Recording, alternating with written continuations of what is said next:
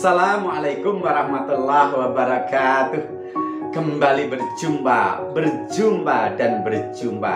bersama kami di Sahabat Matematika Channel. Channel yang keren untuk belajar matematika. Karena Sahabat Matematika Channel selalu setia mendampingi dan menyajikan konten-konten pembelajaran berkualitas buat Anda, sehingga Anda hebat dalam prestasi. Oke, di kesempatan yang baik ini memasuki episode terakhir dari pembahasan materi dengan sajian subpokok bahasan menafsirkan atau membaca diagram data, baik diagram batang, diagram garis maupun diagram lingkaran.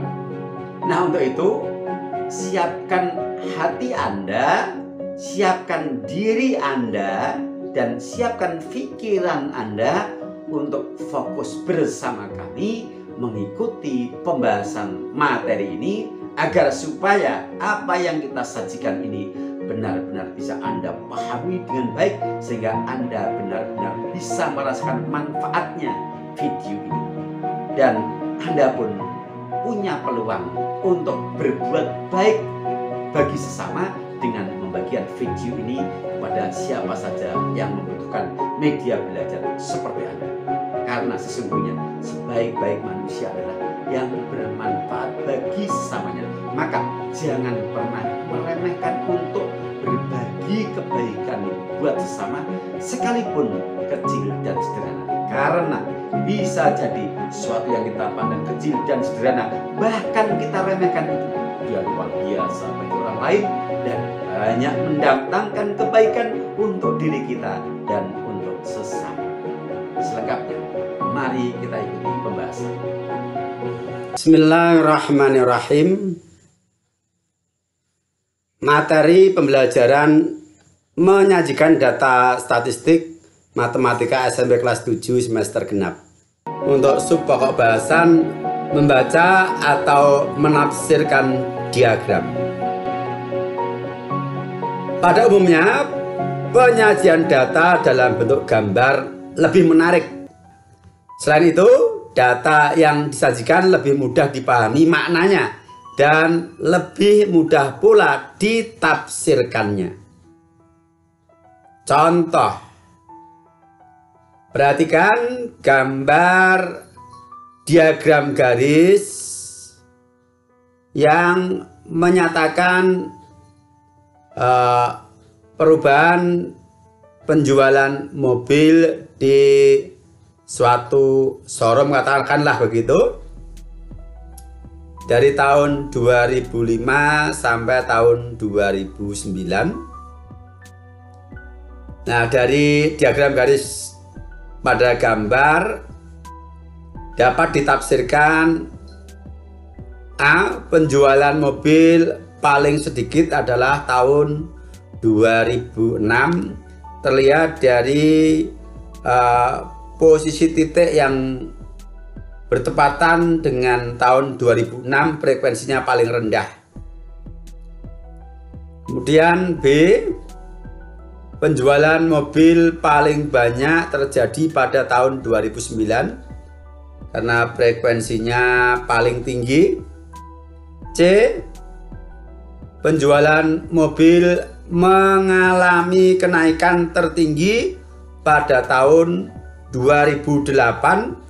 Yang mengalami kenaikan sebenarnya tidak hanya tahun 2008, tahun 2007 juga mengalami kenaikan bila dibanding 2006. Terlihat bahwa diagram garisnya adalah condong ke kanan atas.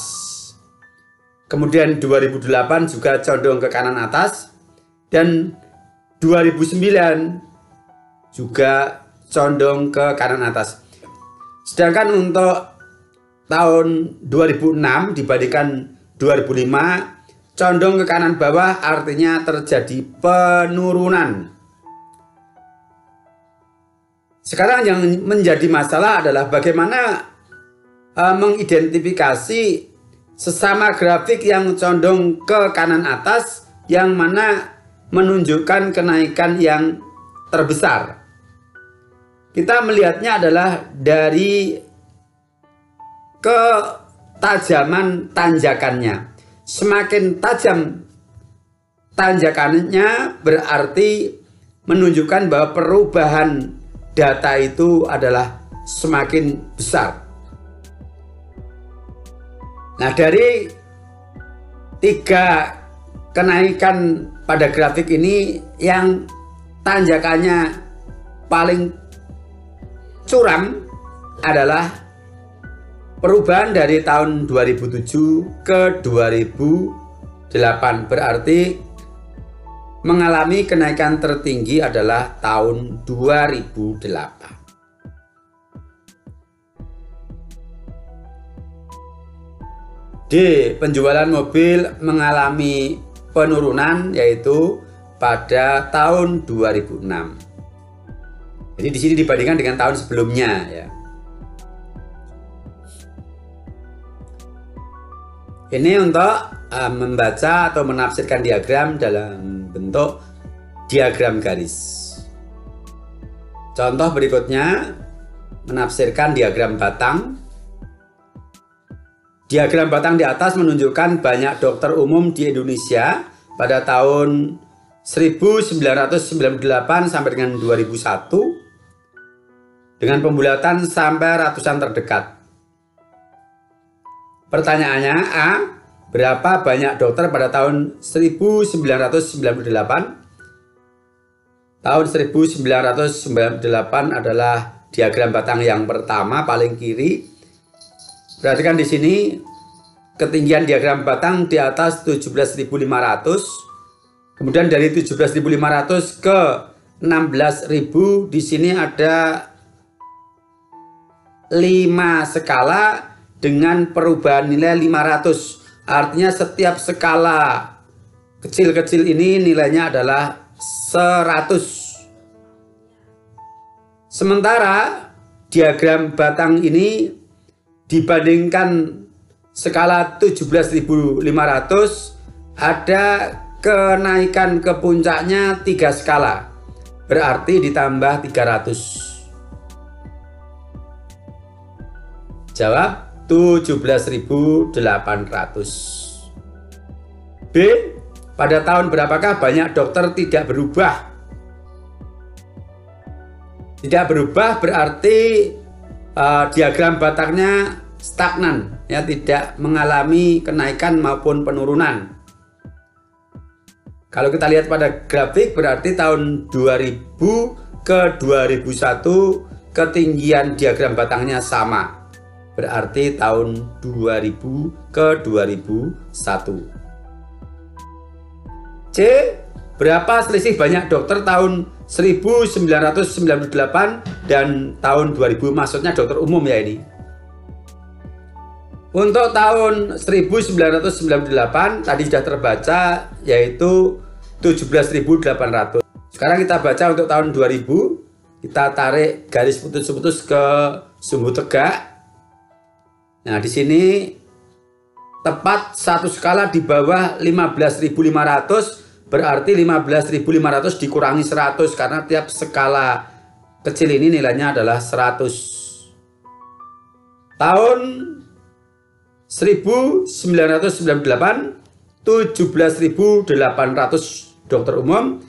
Tahun 2000 15.400 dokter umum. Lupa dokter kok malah mengalami penurunan. Di sini dokter umum, dokter-dokternya sudah meningkatkan jenjang pendidikannya ke spesialis sehingga dokter umumnya berkurang ya, mengikuti perkembangan dan tuntutan zaman. Selisih berarti yang besar dikurangi yang kecil, 17.800 dikurangi 15.400 sama dengan 2.400. Ini contoh membaca atau menafsirkan diagram batang.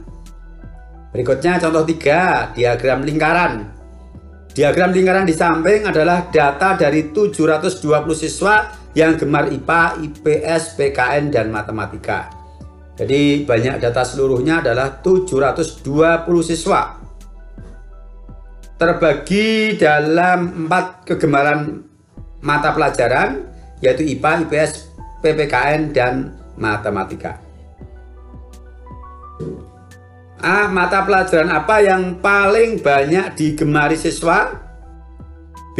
Banyak siswa yang gemar IPS. Jawab.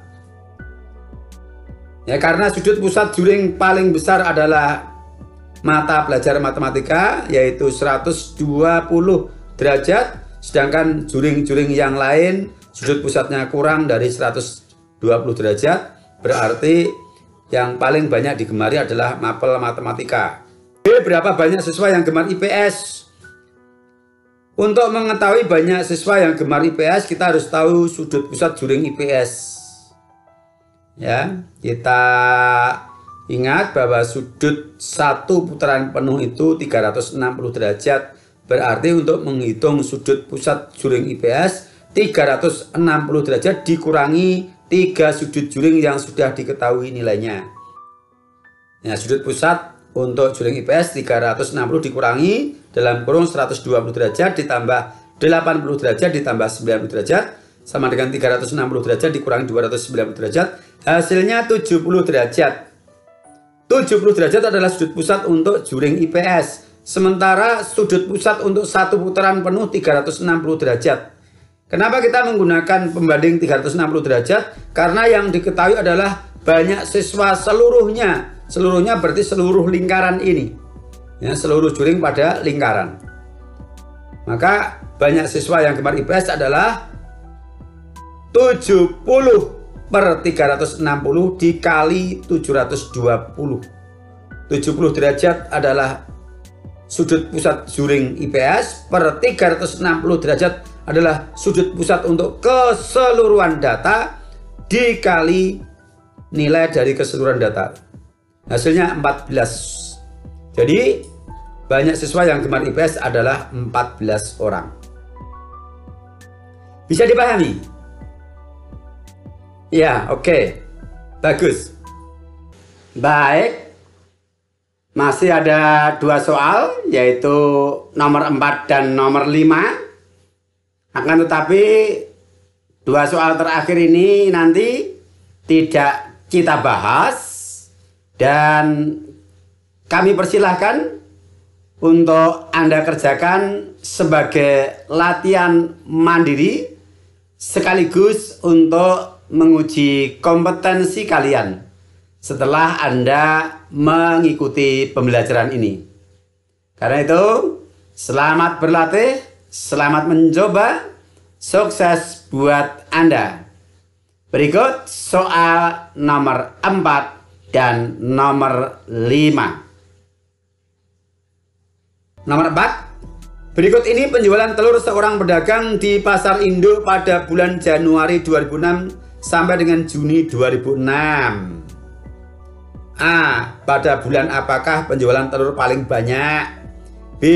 Pada bulan apakah penjualan telur mengalami kenaikan? C. Pada bulan apakah penjualan telur mengalami penurunan? D. Tentukan jumlah telur terjual selama 6 bulan dari Januari sampai Juni 2006. Terakhir, nomor 5. Gambar di bawah ini adalah diagram kegiatan penduduk Indonesia yang berumur 15 tahun ke atas pada tahun 2002. Populasinya adalah 144 juta orang. Perhatikan gambar diagram lingkarannya. Nah, dari diagram lingkaran, A. Berapakah banyak penduduk yang masih sekolah?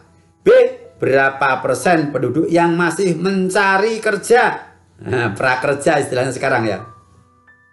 Oke, silakan Anda kerjakan dengan baik, dengan semangat, dengan penuh tanggung jawab, karena Anda adalah calon orang-orang hebat dalam matematika. Selesai sudah pembahasan kita bagaimana menafsirkan diagram data, baik dinyatakan dalam bentuk diagram batang, diagram garis maupun diagram lingkaran.